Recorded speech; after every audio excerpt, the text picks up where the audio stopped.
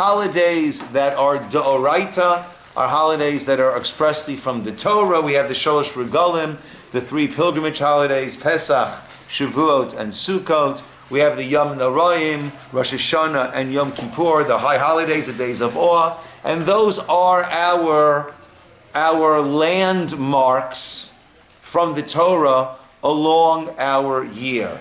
Right? We've mentioned before that we don't view the year as starting at a point and going straight out, but rather we go through a cycle.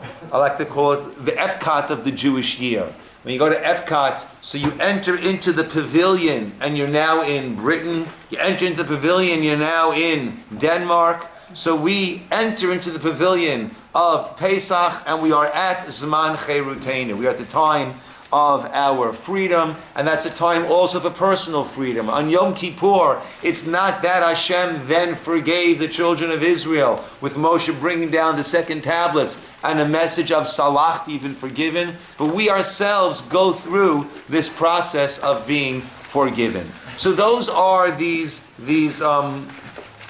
stations in time that are mapped out by the Torah. There was something the Gemara talks about, Megillat Tanit. There was a Megillah where we had many other days of celebration or days of tragedy that were added to the Jewish calendar. The ones that we still observe in terms of celebration are Midrabanan. We have Hanukkah, and coming up soon we have Purim. Right? And it's interesting, in both of those cases, we have this sense that Chazal, the sages, sensed that a new station in time had been created. It wasn't just a miraculous deliverance that we had, let's say, from Haman, Haman, and Achashverosh, but the Megillah speaks about Hashenis, the second, which according to some of the Gemara means the second year is when they established it. Why do they wait to establish until the second year? Because they needed to see that this was not simply just a one-off miraculous event, but this had created this station in time. Similarly, by Hanukkah, we say in a Ma'os Sur, B'nei Vina Yemei Shmona Kavu Shir Urananim. B'nei Vina, those who had that understanding, that depth of perception, they established Kavu Shir Urananim. They established this as a holiday for us. What's the B'nei Vina? They had that depth of perception, understanding to see it's back again. Now, of course, on the sadder side, we have other Rabbanan, rabbinic fast days that are established. We have 5 over the course of the year. 4 of them revolve around the Chorban, Beit HaMikdash, the destruction of the temple. We have, at the very beginning of that cycle, we have Asara B'Tevet, the 10th of Tevet. We discussed that a few weeks ago, a little more than a few weeks, but not that long ago.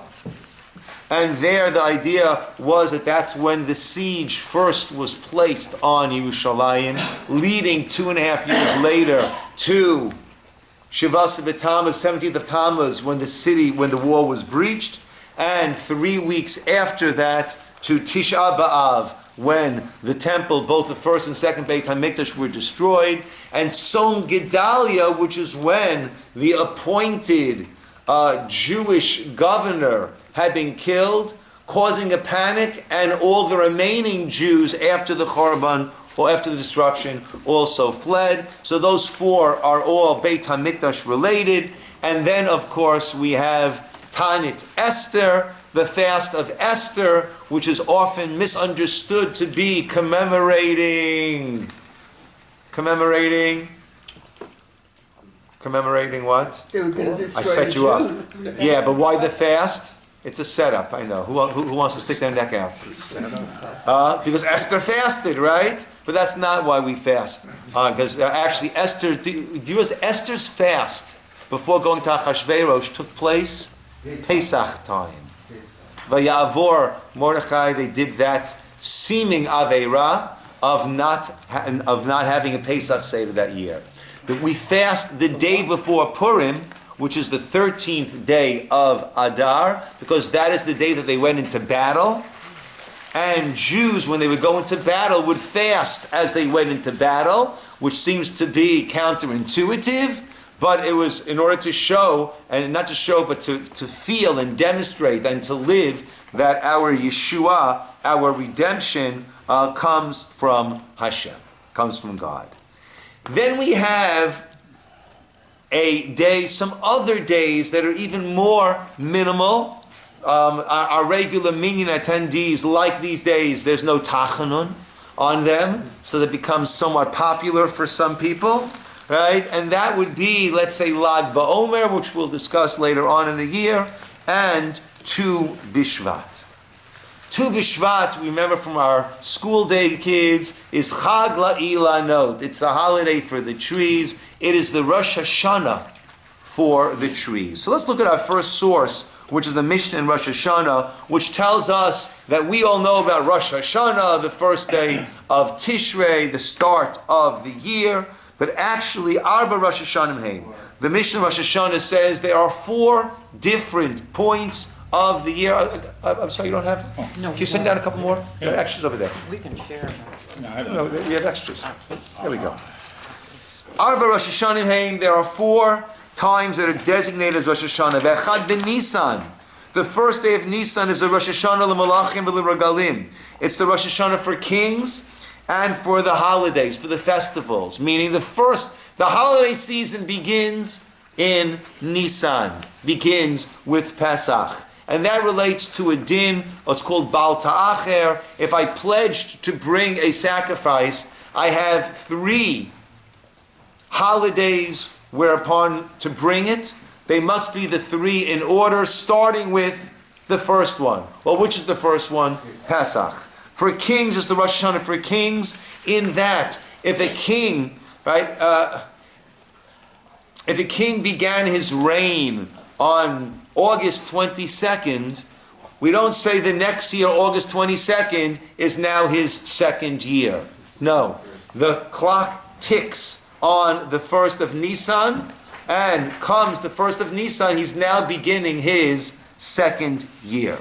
Bechad be'el Rosh Hashanah l'maser behema. Let's Rosh Shimon Omrim bechad be'tishrei. There also is the 1st of Tishrei, the 1st of Elul, is for the tithing of animals. We take the animals into a pen. They go out from the pen from a small opening, one at a time. We have a stick with red paint. 1, 2, 3, 4, 5, 6, 7, 8, 9, 10. 1, 2, 3, 4, 5, 6, 7, 8, 9, 10. And then those are brought as sacrifices in Yerushalayim, of course in the Beis HaMikdash, and the owners eat some, and the Kohanim eat some.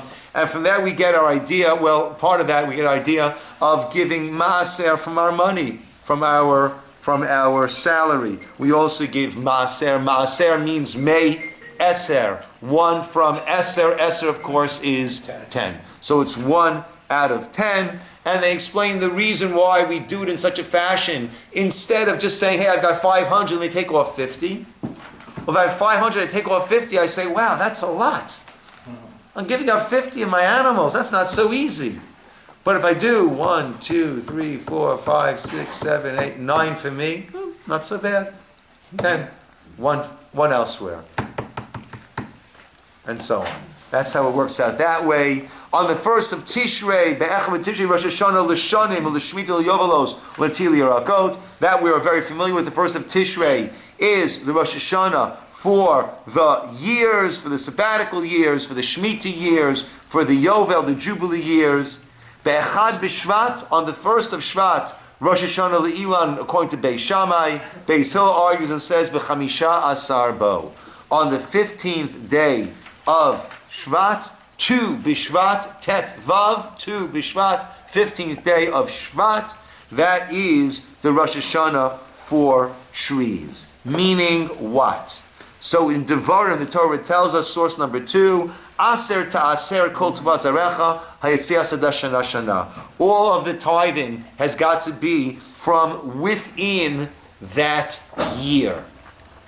So I need to know the produce of this year. I must tithe from that. We have to realize that it's not a gift that I'm giving. I might have the tovat hana, I might have the ability the discretionary decision of who do I want to give it to, which Kohen, which Levi, which Ani, which poor person, but it's not mine that I'm giving. I've been entrusted with it, and I then give it. It's not mine to give.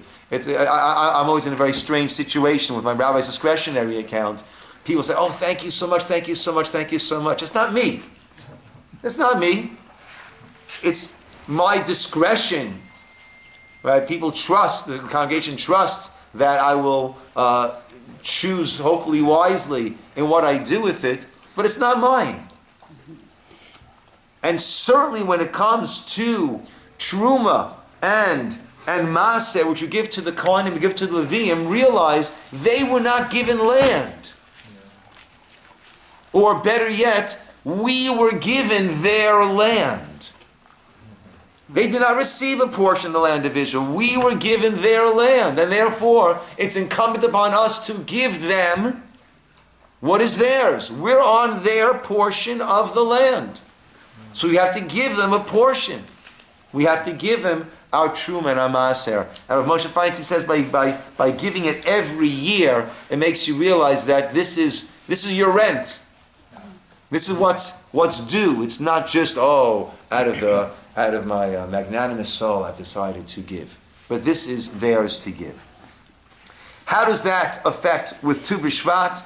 So the Gemara says, source number 3, Ilan shechantu peirotav kodem chamisha b'Shvat, a tree whose fruit has begun to blossom before Tu B'Shvat, mit'aser l'shana she'avra. Its maaser will be determined according to the previous year. We have a 7-year cycle. The 7th year is Shemitah, where everything is ownerless and everyone can partake. Years 1 to 6. So years 1 and 2, we always give Truma to the Kohen. We always give Maaser Rishon to the Levi. Years 1, 2, and 4, 5, we have Maaser Sheni, which we bring to Yerushalayim and eat it there, or we redeem it onto money, and the money is brought to Yerushalayim and eaten there. Years 3 and 6, it's distributed to the poor. So what year is this fruit? It blossomed before Tu B'Shvat, but it didn't actually grow and ripen until, let's say, the summer. So the summer might be 1 year, but the blossoming might be another year. At what point is it? So Tu B'Shvat will determine the cutoff point of what year how we're going to view that. Now, it seems kind of strange. If we were to decide the Rosh Hashanah, the new year for the trees, what point would you pick? April, May. April, May. Why? Spring. Spring. And what's happening? It's blossoming. There's the renewal. It went through what I call the frozen tundra of the Irvine winter. And now things are starting to thaw out. And there is this rejuvenation that's coming to life. That would be the Rosh Hashanah. But instead we pick that we, Beisham and Beisil, within 2 weeks, choose Tu B'Shvat. In many of the classes we have had, we've learned that we always start with the beginning. Nice. And it seems like this is another example of it. Nice. Right? If you remember, by Asar B'Teves, we learned, by the fast day of Asar B'Teves, that according to some opinions, the Abu Dram, if that would fall out on Shabbos, we would fast even on Shabbos. Now, if Tisha B'Av falls out on Shabbos, what do? Fast on Sunday. According to Abu Dram, if Asar B'Teves, the 10th days would fall out on Shabbos, we fast on Shabbos. And as Chaya Rivka mentioned, because that was the very start. And we have to look at the very, very start. So let's see. Bereshit. Good, Chaya Rivka. So what is this very start that takes place on Tu B'Shvat? So let's look at source number 4. Rosh Hashanah Le'ilan, the Gemara says, my taimo, it's the reason, Rabbi Lazar, Rav Oshia, Hovi Yotzu Rov Gishmei Shana, V'adayin Rov Tkufa Mi Bachutz, because most of the rains have already fallen, and most of the winter season, the Tekufa, is Bachutz, has passed.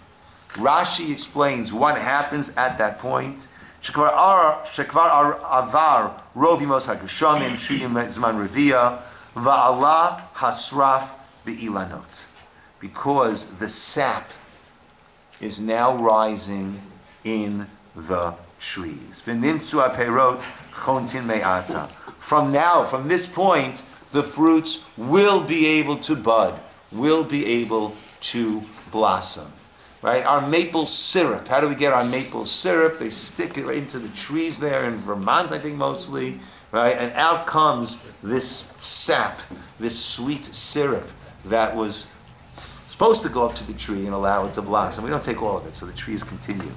Right? So we have this almost from this externally imperceptible change, transformation that is taking place. And that, as Chai Rivka said, that is the start. And we always look at the start to see where something is going to head, to give importance, to give chashivas to that beginning. Rav Pam, Rebbe Rosh Hashiva, writes in source number 5 in English, the great masters of Musar and Jewish thought derived many important insights from Tu B'Shvat, which always falls in the midst of the winter. He lived in New York. While the trees are totally bare of leaves and seemingly bereft of any sign of life, the fields are usually covered with snow, the white shrouds of winter. Yet when the special day arrives, a Techias HaMesim, a resuscitation of the dead begins. Something happens under the earth. Life-giving sap begins to work its way up through the trees to give them new life. This expresses itself in buds, blossoms, flowers, and eventually luscious fruits that the tree will produce in the coming spring and summer. Man is compared to a tree of the field. We'll see that source a little bit later on. At times it seems that he too is totally stripped of any spiritual life, with little or no connection to God and His Torah. Sometimes we daven and we feel the energy and we feel alive and we feel connection. And sometimes we come to daven and it's like a dead tree. And we find ourselves saying the words because we say them, but it's not moving us, we're not moving them. It seems almost rote, it seems almost robotic. That's the ups and downs. You'll see a little later a beautiful teaching from Rav Volbe Zatzal, this idea also, that we go through these different waves, we go through these different cycles, we go through these different seasons. And times we feel little or no connection to God and His Torah. Yet the Pintala Yid, the indestructible spark of one's godly soul, lies dormant under the surface. One of the great Gerer Rebbes, the Rebbe of the Gerer Hasidic dynasty, Chedushei Arim, explained, we make the bracha in Shmona Esrei, Magen Avraham. Blessed are you, Hashem, you are the shield of Avraham. Now all the other brachot seem to apply to me. You give us wisdom, you're soleach, you forgive, even Mechaye HaMeitim, right, that will happen, right? But Magen Avraham, seeing that God was the shield of Abraham, seems to be a historical tidbit. But he explains that every single one of us has that spark of Avraham in us. And Hashem, God, is the Magen Avraham. He's the guardian of that spark. That no matter what a Jew might have gotten themselves involved with, no matter how distant they might be, that spark always remained. That's what Rav Pam refers to as the Pintel Yid, the indestructible spark of one's godly soul. Lies dormant under the surface, but it's never extinguished. God is the Magen, the guardian of that Avraham. It waits for an opportunity to burst forth and flower with spiritual growth that can erase years and decades of apathy to a life of spirituality. And that we say around us all the time.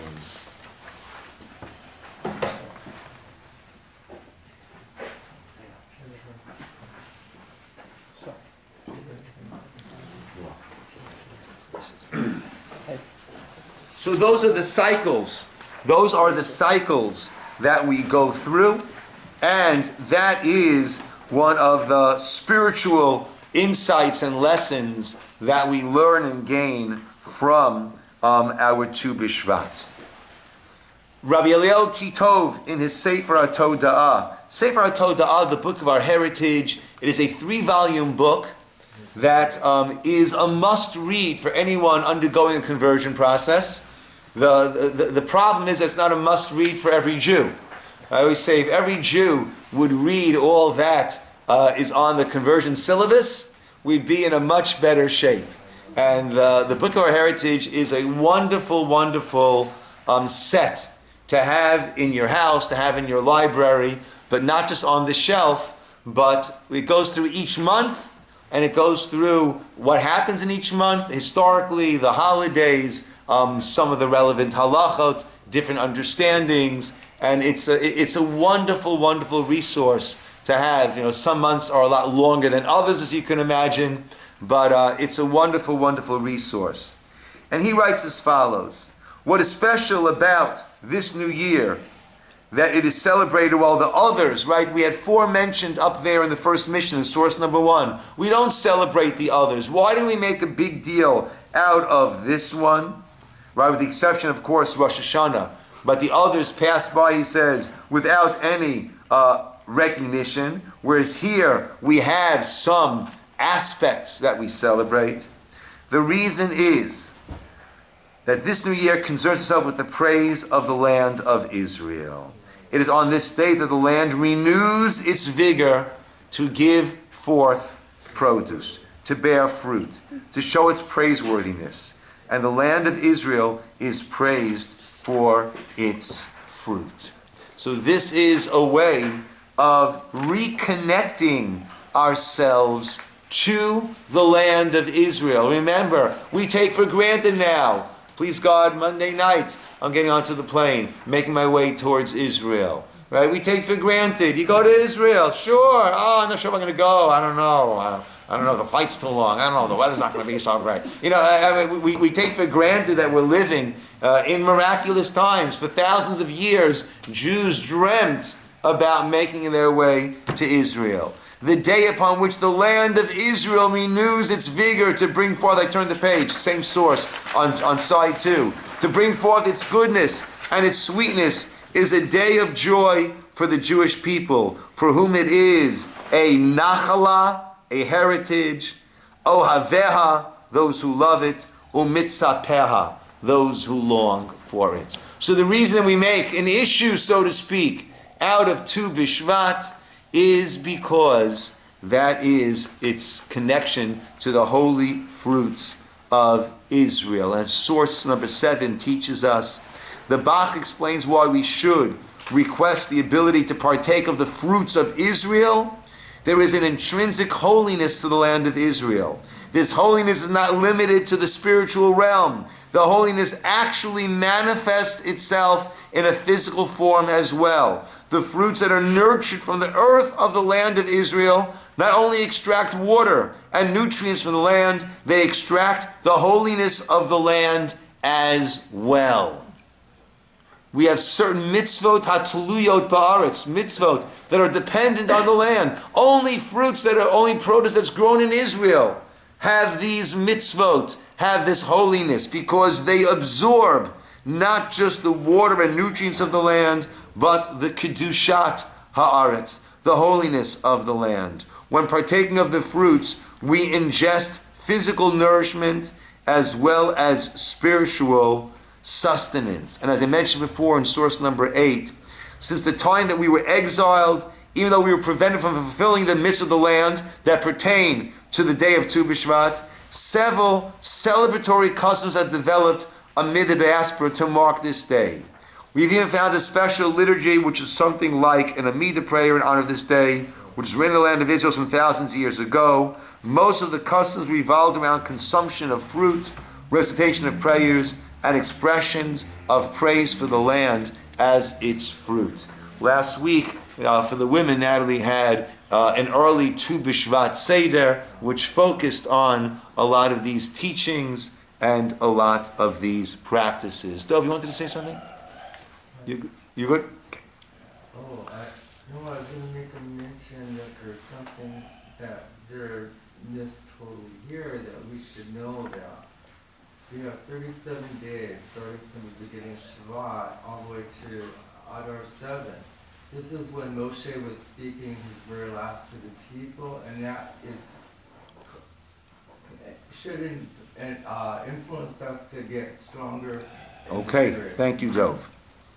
Okay, the pasuk in Devarim speaks about when you're going into, let's see it, Kitatsur al-ir, if you're going to lay a siege to a city, Yamim Rabim, for many days, Lilachem aleh, to fight war against it, Litavsa, to capture it, Lo tashchit et eitzah, do not destroy its trees, Lindoach alav garzen, by wielding an axe against it, Kimimenu tochal, because from them you will eat, Voto lo tichrot, and they you shall not cut. Ki ha'adam eitz hasadeh lavo b'fnecha b'matzur, right? Seemingly rhetorically asking, is the tree of the field a person that you're fighting against it in the siege? But the commentators point out, Ki ha'adam eitz hasadeh. In certain ways, a person is compared to eitz hasadeh, to the tree of the fields. And there are many ways that this is viewed. The Chidushay Maharsha, the Maharsha is one of the classic commentators on the Gemara. He explains, Kamo sha'ilan osepero tovot, just like a tree bears good fruits, so too we also bear fruits. What are our fruits? Ma'asehem hein perosehem. Our acts are our fruits. That's what we produce. We have the ability to produce. Actually, you don't have it in the notes over here, but there is a beautiful teaching from the Maharal. Mankind, right, in the Garden of Eden, mankind is called Adam. Why? Why are we called Adam? We came from the Adamah, we came from the earth. But one second, we came from the earth, but we also find that God blew through our nostrils a spirit of life, a nefesh, a nishama. Nishama, soul, comes from the root word linshom, which means to breathe. It's the breath of God that's in us. So we are, yes, earth, but we also are soul. If I have to pick one of the two, which one should I pick, presumably? Soul. So we should say that mankind was called the nefesh. Not Adam because he came from the Adamah. He was called nefesh because God's breath, nafash, rested inside of him. So why is the emphasis on the Adamah? And the Maharal explains very beautifully, because we are like the Adamah. The Adamah somehow goes through this incredible transformation. A seed is placed into the ground. As that develops, it draws from the earth, and that which it draws from the earth somehow turns into a towering redwood, turns into a delicious orange, apple, what is it called again? Lemon. A Meyer lemon. Everybody would like, please, you can take a Meyer lemon, but it might look like an orange, but it's a lemon. So be careful how you bite into such a thing, right? But there's this transformation that it goes through, this incredible transformation. That is the essence of the Adamah. It goes through this transformation. The nutrients that are pulled out of it become this incredible fruit, this incredible tree. And that's why we are called Adam, because we are meant to go through transformation. That's the point of our soul coming down to this world, so that we can go through transformation, and after 120 years, when we go back, we have become godly, uplifted human beings. That's the transformation. And that too is an aspect of Adam Eitz HaSadeh, a person being like the trees in the field. The Maharal is also Maharal. He says, "Be'emet Adam nikra Eitz HaSadeh." Man is called Eitz HaSadeh, as it says, "Kerem Eitz HaSadeh." Rakshu ilan hafuch. We are a tree we are like an inverted tree. For a tree's roots are in the ground below. And it's from those roots that the tree draws all of its strength, all of its life. It comes from those roots. Similarly, man, we draw our life, spirit, our vitality from our roots. But man's roots are above. His soul is the source of his being, and it exists in the spiritual world and extends down into where we are over here. But we are a being, like we mentioned when we learned about Yaakov's dream, with the ladder reaching to the heavens and the feet on the earth. That's us. Our feet are on the earth. Our heads reach to the heaven. I'm only 5. I used to like to say 5'10", but really 5'9", what can I say? Right? But my head doesn't reach up to the heavens, but yes it does. My physical head stops at 5'9". But my head, the top of me, that neshama extends up to its roots, up to the heavens. So we are like this Eitz HaSadeh, the tree of the field, that we draw our sustenance from the roots. The tree draws from down below. We draw from above. Man's hands are his branches. His legs are the branches off of those branches. His body is the trunk. Tree sustenance is from the ground. Man's sustenance is from heaven. Yeah. Now I understand why so frequently before a diagram of the tree of life there's an image of man. Mm-hmm. But it's if our roots are truly in heaven, that's also where the tree of life's roots are pictured. Okay, that's interesting. That's an interesting thought. Yeah. Yeah. That's where the true Chayim is. Yeah. Yeah. Rabbi Ephraim Nissenbaum, in teaching of the trees, I wonder if there's any relation to our own very dear, our own very dear Izzy Nissenbaum, whose yahrzeit is on Tu B'Shvat, actually. Sunday night, Monday is Izzy's yahrzeit. He writes as follows, and here's where he references the teaching from Rav Volbe that I mentioned earlier. Let us examine the comparison between man and trees in order to understand the message on Tu B'Shvat for humankind. The tree goes through cycles in its life. The heavy-laden tree of summer empties itself of fruit in the autumn and then slowly loses its leaves one by one. By wintertime, the tree stands shorn of its previous glory. For all purposes, it appears to have died. But then comes Tu B'Shvat. In the midst of the cold winter days when all vegetation seems frozen or dead, the sap of the tree starts to flow beneath the surface bark, rising slowly from roots buried in the hardened soil. The sap pushes its way up, pumping new life into outstretched branches that reach towards the heavens.